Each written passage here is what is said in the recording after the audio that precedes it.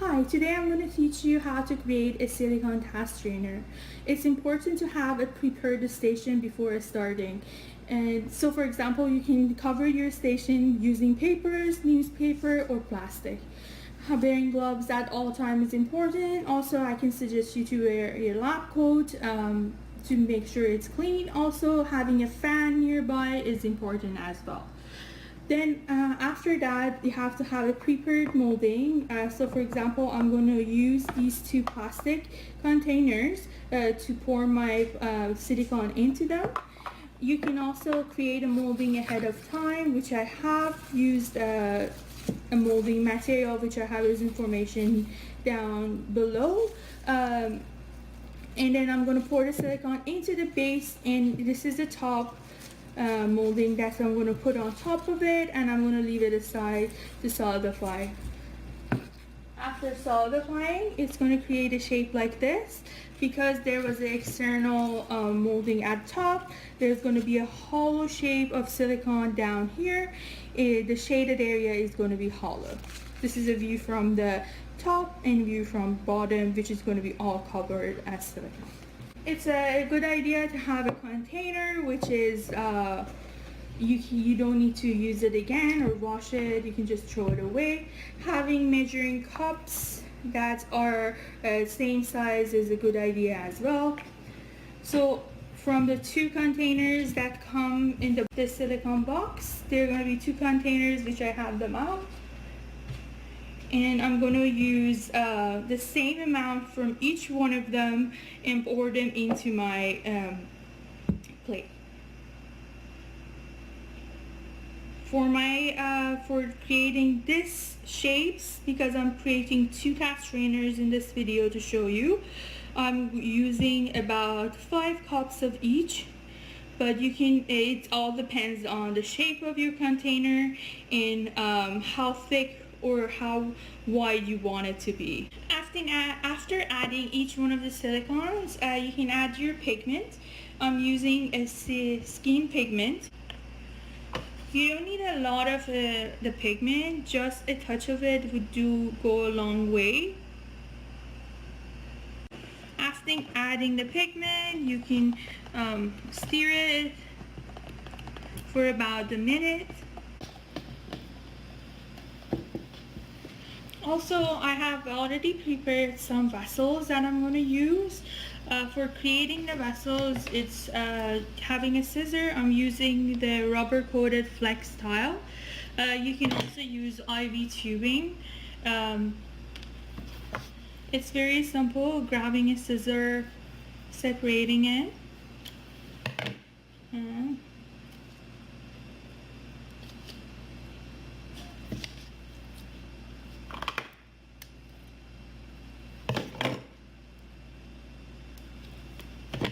The external wire can be easily separated as well, so you can use it later on. After you have stirred your silicone base, you can pour it into the containers.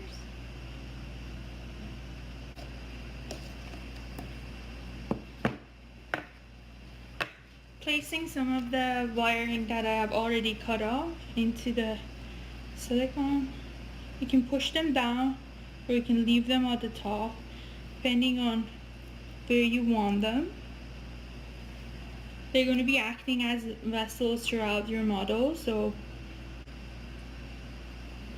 then the second container, I'm going to put it on top and push it to make sure it is very solid and it's going to stay still. I would suggest putting another object inside of the top.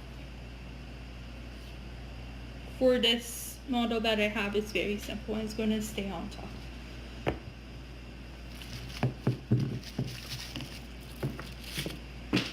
This is the same idea for this one. Again, placing the wire wherever you please. There's no restriction on that. After I place them here, I'm going to place the top part. And that's it. So for the both ones, I'm going to leave them for about 24 hours and I'm going to remove them from their containers to see the final product.